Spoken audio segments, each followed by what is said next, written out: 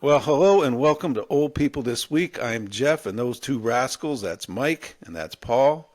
Paul, aka Icy Roads, and Mike, aka Whiz Bang, are Bang. wanted for the theft of 200 boxes of adult diapers brazenly stolen from a Costco in Cleveland, Ohio. Hello, boys. Yeah. How you doing, everyone? I'm selling them out of the back of my car now with the old cassettes from my tour. Yeah.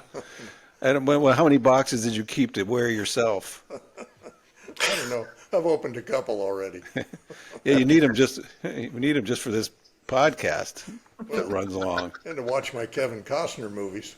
Ugh. Or to watch the Academy Awards, which went on for Ever. ever. A I mean, long- 20 minutes long.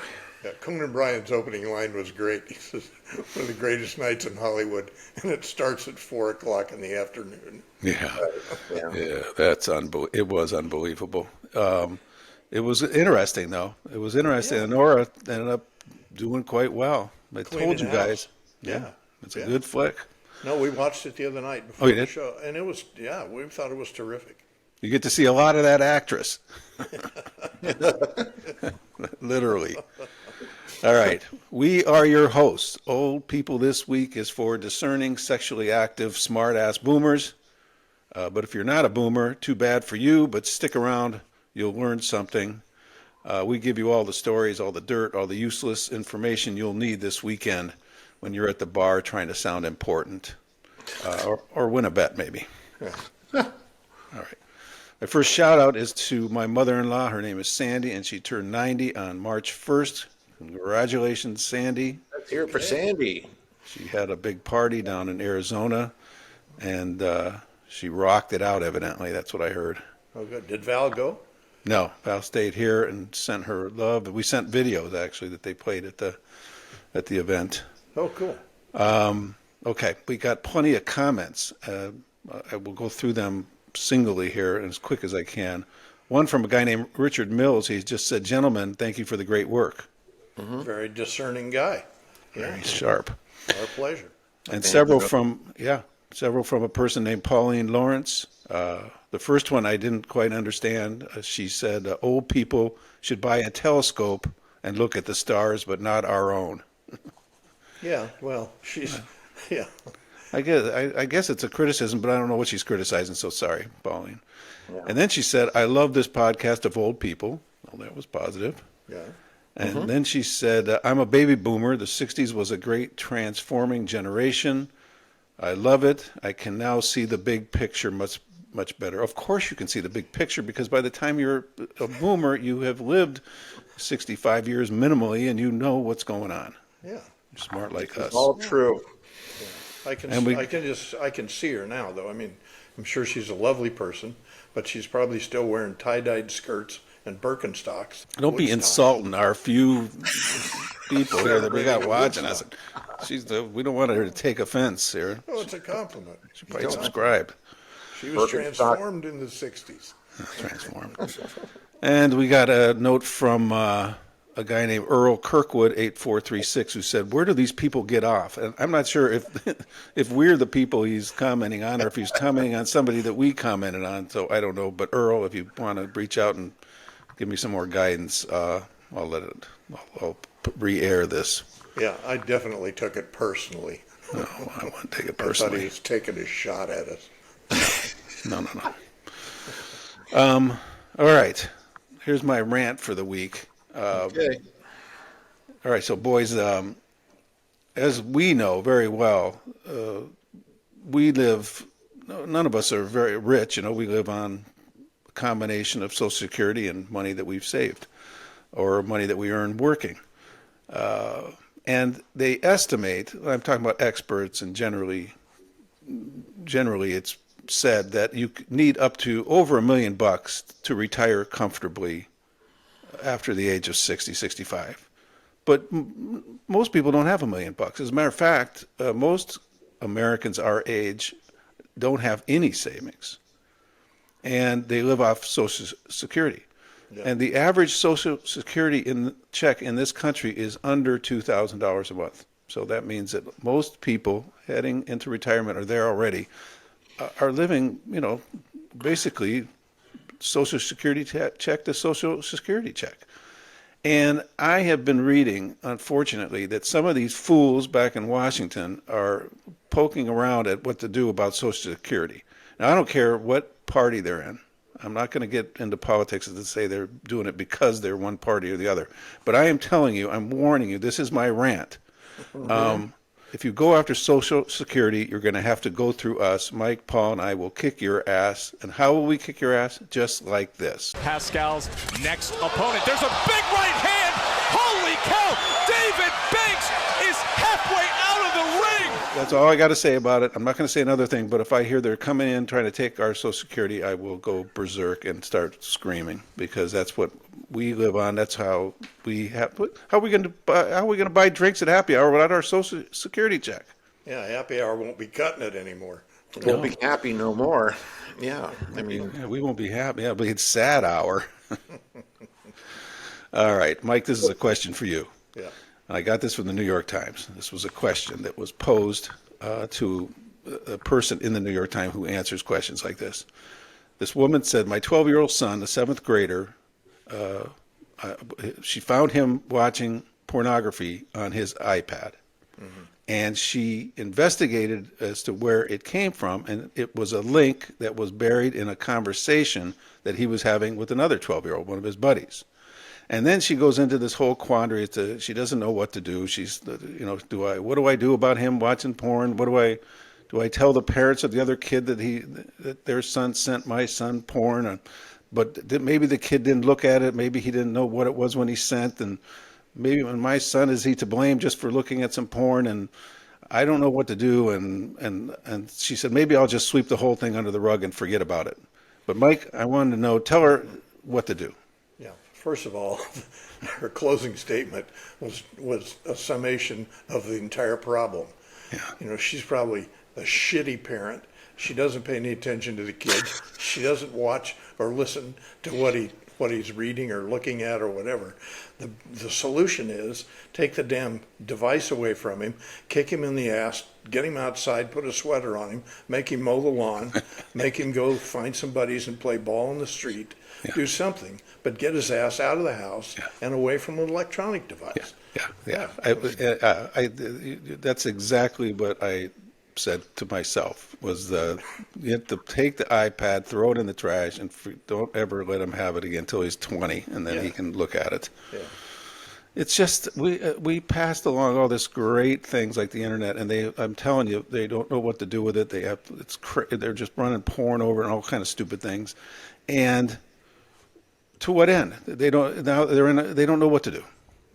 Well, it's like I went to buy groceries this morning.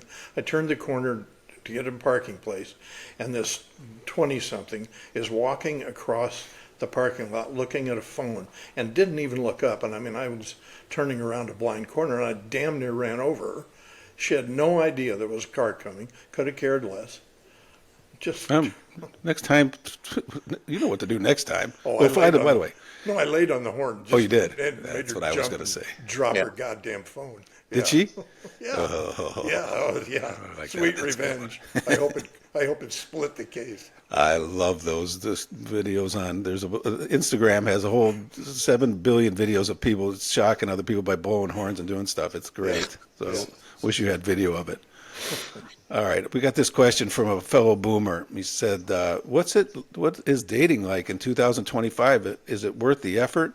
And I said, yes, it's worth the effort. I mean, if you're our age and you're single, sure, it's good to go out and have a relationship with somebody. But you do it boomer style. You meet somebody in a bar, you ply them with drinks, you ask them to dinner, you take them to an Italian restaurant, because Italian restaurant, everybody likes Italian. Some people don't like going to a steakhouse because they're vegans or something. Mexican because they don't like the heat of the food or something.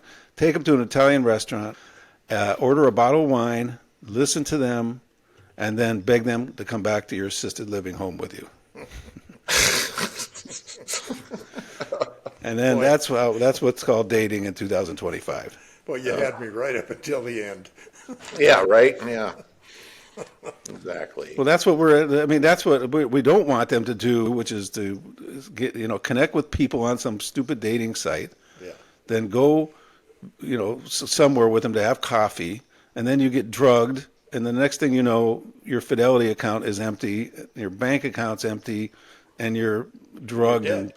you're dead. Yeah, And you're by the dead. way, I'm not going to go any further. I'm going to do a quick segue into this first story because it is exactly that. Scary as hell. Yeah. So this is this guy, and they didn't to say his name in here, so we'll call him Steve. Steve is lonely, old dude, and he decides to get on Tinder or some dating site for old people, and he meets a woman online by the name of Aurora Phelps. Aurora Phelps, who's 43 years old. And Aurora says, hey, let's get together. They're both in the Vegas area. Let's get together and meet at a restaurant, rather, in Vegas. So Steve is like, oh, okay, good. Oh, this is nice. I meet a 43-year-old named Aurora. That sounds pretty sexy. Okay. So he meets her at the restaurant. He's not there 15 minutes when he's all of a sudden feeling woozy. She had drugged him.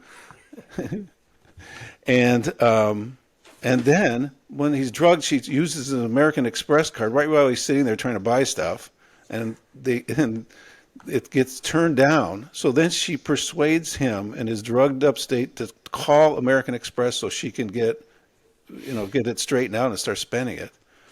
And then she gets in his car with him and her daughter, and they drive from Vegas to the Mexican border.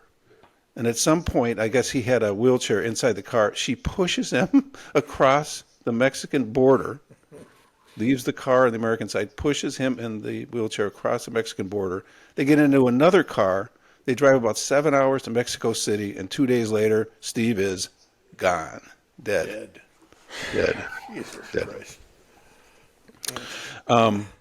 So, and it turns out, so when the police catch up to her, Aurora, down in Mexico, she's been charged with 21 count indictment for her alleged romance scheme, where investigators say she used online dating apps to lure and drug mainly older men to gain access to their banks, their cars, their Social Security and retirement account. She even sold more than $3 million in Apple stock belonging to one victim, according to the FBI's Las Vegas field office.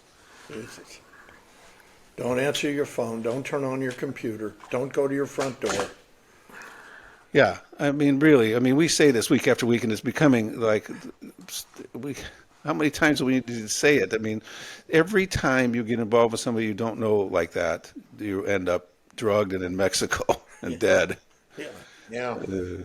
Well, it also, but this is why, going back to what we said just earlier, is it's not, we're making jokes about how to date boomer style, but it makes more sense to meet somebody, in a bar that in your own town, and you might know some friends of friends, and it becomes simpler, it's safer. Well, yeah, and the people in the bar probably know who you are. They see you on a regular basis. So if they see anything funny going on, at least you're surrounded by some folks that know you. I mean, there's too They much see shit funny. going on out there these days. You see us acting funny every Friday night at happy hour.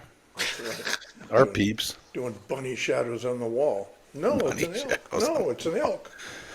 You can't do bunny shadows on the wall. Oh my God, that's funny. Oh, hello, Valerie. Hi, honey. Valerie. Just poking around out there.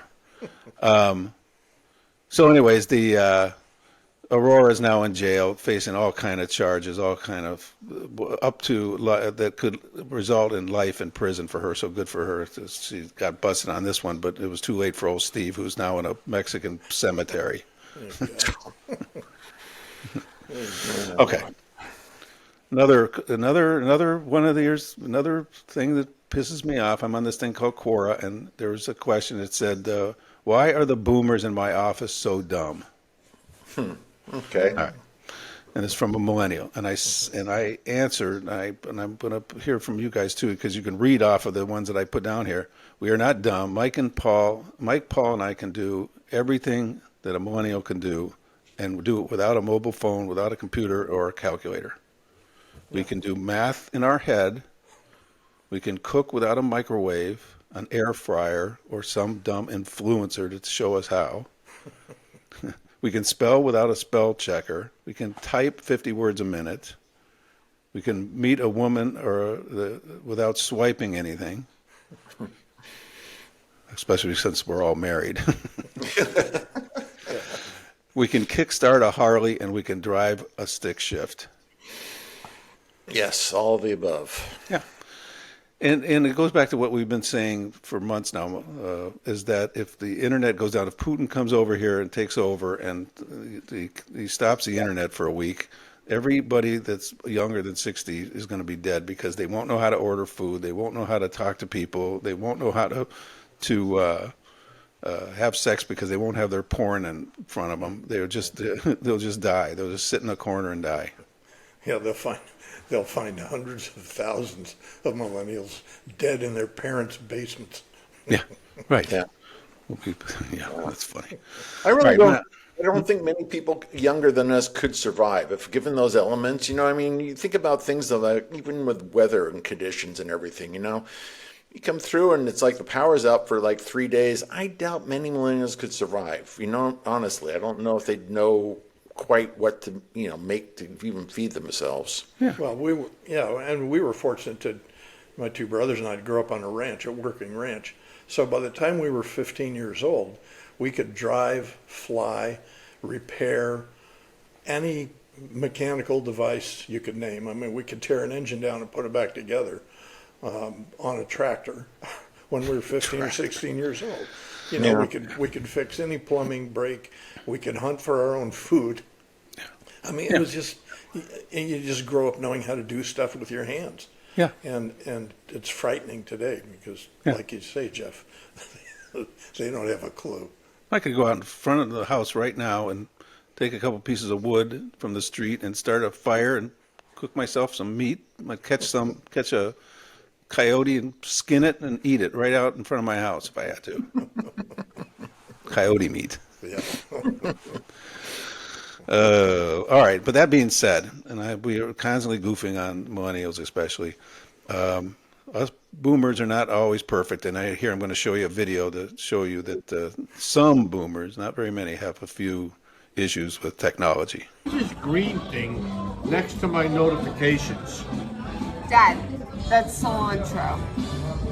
You have Oh, yeah. cilantro on your phone. Yeah, that's Guy. I'm sorry about that. Next time, pay closer attention and know the difference between a green light and a piece of cilantro. Yeah. All right, Mike, part 2 question for you, because I know you know how to answer this one. My son is playing gambling games online and wants to use my credit card. What should I do? Cut your credit card in two, so neither of you use it to excess. Kick him in the ass, take the gaming console, break it into little pieces, kick his ass outside, tell him he can't come back until he's earned $5 working for somebody else in the neighborhood. Yeah, if you want to gamble, fine. You gamble with your own money, though. Don't be gambling with mom and dad's money. Yeah, I mean, just the very question. It's like, does someone really need advice on what to tell their kid about gambling with a parental credit card? Jesus, how does it even get to that point? It gets to that point because for the last 50 years, they forgot how to parent. We went to my mother and said, Mom, I want to give me money. I'm going to go gamble. But before the word gamble got out of my mouth, I would get hit over the head with something. Yeah. The stick, by the way. Paul, Mike has heard about the stick, but Paul, my mother kept a piece of wood on the top of the refrigerator. It was about 1.5 feet long. It was about 4 inches wide, and I think it began its life as a piece of molding that you would put on a bottom of or drywall, and it somehow became her weapon of choice, and it sat there. And whenever I did anything wrong, she'd go bring me the stick. And Yeah, she made you bring it to. I know too. it. That was the humiliation of it all. Yeah, because you Knowing knew you were what gonna was get beat coming. with it. Yeah. Oh my God! All right, we have some advice for our boomer women here, who may, especially single boomer women. I think Mike or Paul, one of you guys sent me this great article about a woman decided that she was sick of going to bars and getting hit on by married men. So she came up with a unique solution. She literally, as this video is airing here right now, she literally covers herself with glitter, with the logic being that no married man is going to rub up against her, try to mess around with her because he doesn't want to go home and have glitter all over himself, and his wife will see that and she'll know he's been out acting nefariously. Yeah. Here's the bottom line. She'll never get a date because no man, when he's right in mind, will let her get in his car with glitter all over her body. Yeah, that that's shit ain't gonna happen. Yeah, that's the part of her logic that makes no sense. It's not just married men; it's every man doesn't want to do it. Yeah. Okay. All right, Paul. I wanted to talk to you. We were going to talk about streaming, but specifically streaming etiquette. The etiquette is, I think it's with a lot of couples. I mean, I have always run into it because Louise likes to watch a lot of scripted television and, watching episodics and everything. It's like if you get to, if one of you's here and one of you's out of town or something, don't watch it without the other. If that's your regular routine, you don't want to get further ahead. And, even when the Blue Bloods was on the air, God Lord, we were one of those households that lived for Blue Bloods on a Friday night, but you don't want to miss it, and it does, I kind of have a similar thing because quite often, I'm not the one, but in the case of quite often, Louise will fall asleep after the first act. And then, that's different. That's on her then. Yeah, I was when Succession was on HBO and it was coming out weekly, and by the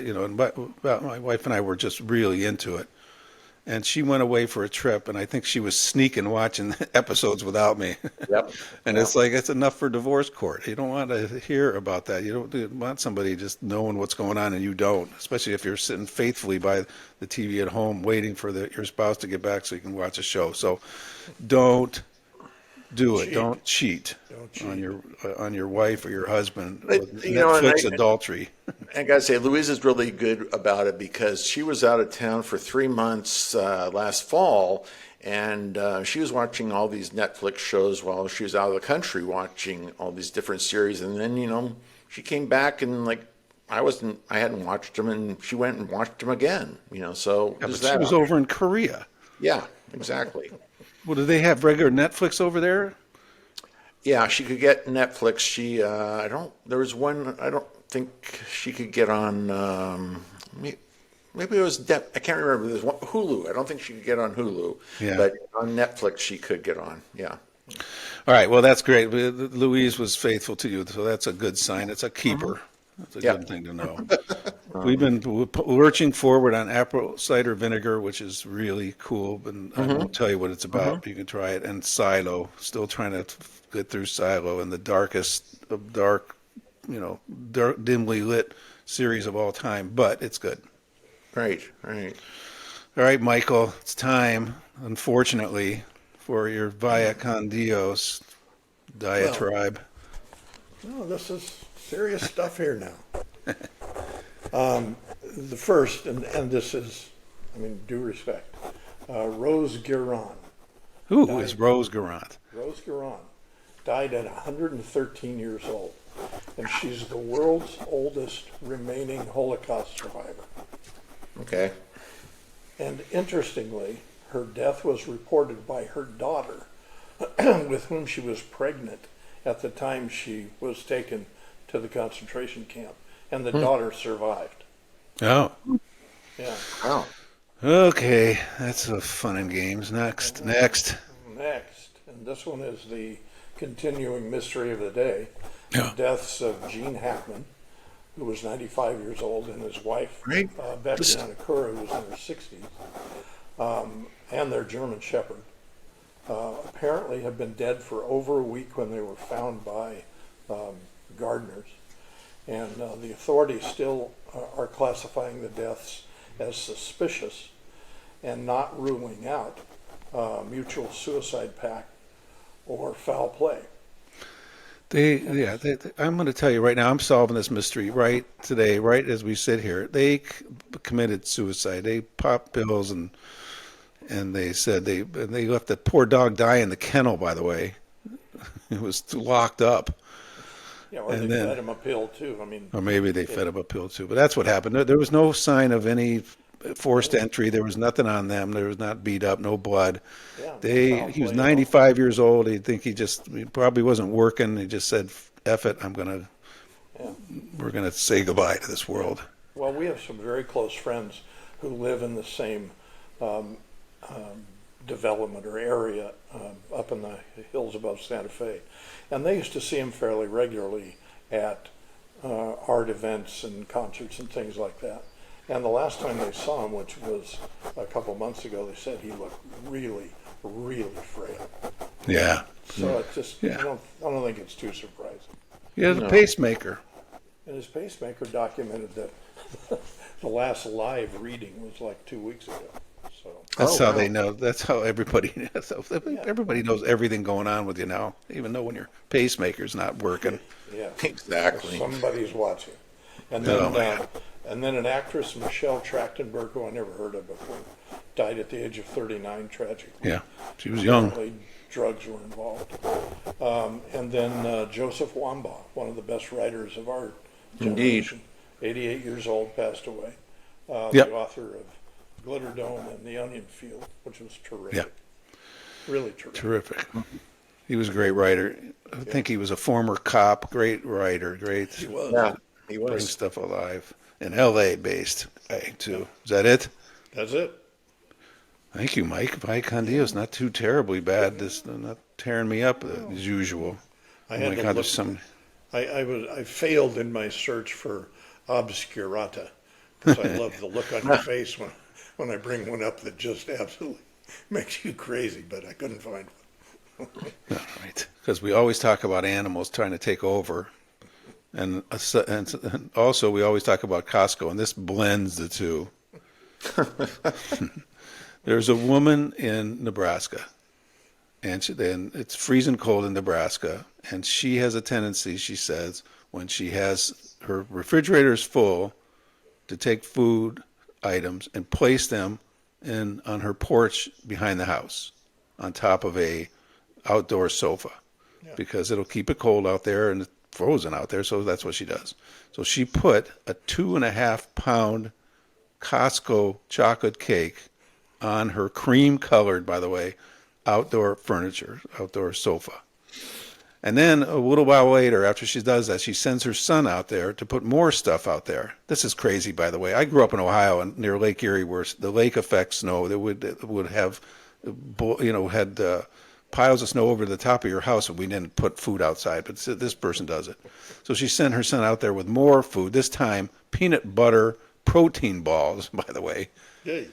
Says, go out there and put the peanut butter protein balls out there. The son walks out there, and then to his horror, he sees a possum lying down, surrounded by like chocolate crumbs and chocolatey footprints and stuff on top of the cream-colored sofa, and then on the ground next to the sofa is an empty tray in which held the 2.5-pound chocolate cake. That possum ate a 2.5-pound chocolate cake from Costco. That's a sugar high. If Oh I my ever heard God. one. Yeah. And the son started saying that the possum was acting funny. No kidding. So they called, who'd they call? They called Animal services.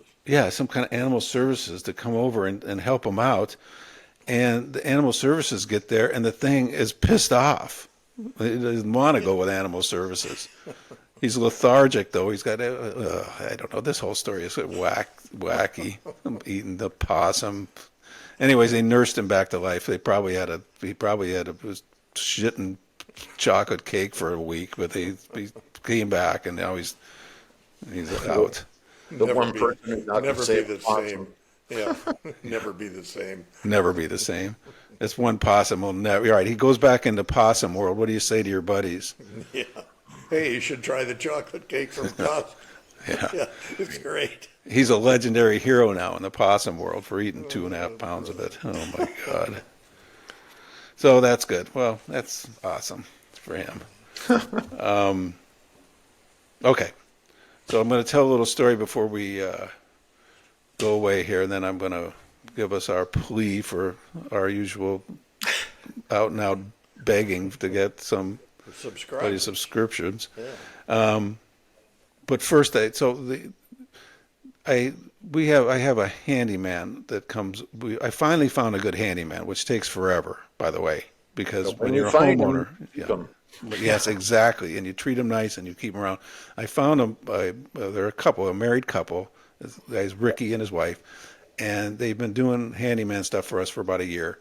And they're really just nice people, and they're youngish. I would say they're late 20s, early 30s at the most. And they were out here working the other day, and I went out and talked to them, and I said, "How's things?" Just making small talk. And Ricky said, "Oh, we were at this fair, and there was a little fair that was in a local town here last weekend." And they go, "We saw this guy. He got blown out of a cannon, and and I started laughing. I go, "Oh, I got to see a video of that." He goes, "I took a video of it." So he showed me the video as we were standing out in front of my house. And I said, "Listen, Ricky," I go, "I love this video. I'm going to put it in the show. And he goes, "What show?" And I said, "Well, I have a podcast." And I thought he was kind of losing interest as soon as I said that, because everybody has a podcast now, right? So I said, "I have a podcast. It's called The Old People This Week, and we talk about things that are relatable to boomers." And he said, "Oh, okay, fine." And I didn't think another thing of it. I went back in the house, and a half hour goes by, and I decided to go out there and see if they needed anything or what they were up to, and they were doing some painting. I walked out, and they're laughing. They're laughing away. And I said, "What's up? What's going on?" And they said, "Oh man, we downloaded the podcast, and we've just been sitting here listening to it. It's the funniest thing ever." So I go, "Well, thank you, Ricky. And now I am going to show your video for sure." I might have been BSing before, but now I'm not going to BS you. You're in. You're in. So right here is the video of the man who's got the worst job in the world. His name is the Rocket Man Valencia, and he goes around the country getting blown out of a cannon. And then we're going to show you this video that actually took place last week, and then we'll talk about him for a second. Are you ready for countdown? 5, 4, 3, 2, 1.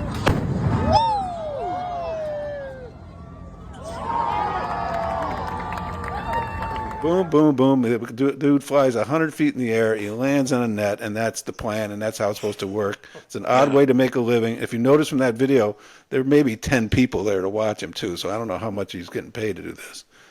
But, Mike, you said you saw on the news that this guy, Rocket Man Valencia, what happened to him? So they blast Rocket Man every night out of the cannon. And on the last night of the fair, they shoot him out of the cannon.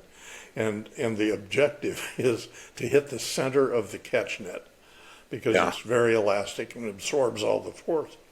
But he didn't. He hit the side of the net, and it catapulted him right out into the crowd. Oh shit! Oh shit! He just did like a pinwheel off the edge of the net. I had it on the evening news. Did he hurt anybody or himself? Apparently they took him to the hospital, but the report was he was fine, no serious injuries. I would not want to be there and look up in the sky and see Rocket Man Valencia coming at me from being bounced out of his net. Oh my God, what a job. Mike, you're a viewer of America's Got Talent, right? Oh, yeah. And there was this guy who was on a couple of seasons ago, and then he repeated again. But the thing is, his whole act was he dressed a little bit funny. I think he had like spiked blonde hair or something. But he would load himself in a cannon, and he appeared on the show, right? And he would do a different act every week.